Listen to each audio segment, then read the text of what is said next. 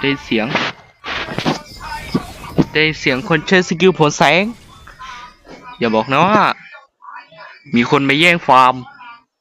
ไม่ได้ผมต้องเป็นคนฟาร์มจุดรับเควสอยู่ไหน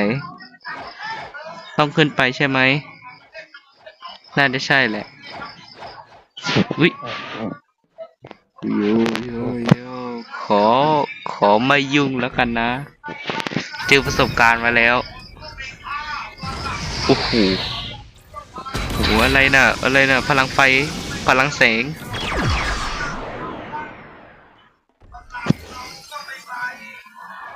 เฮ้ยเอามี2 คนเหรอพอด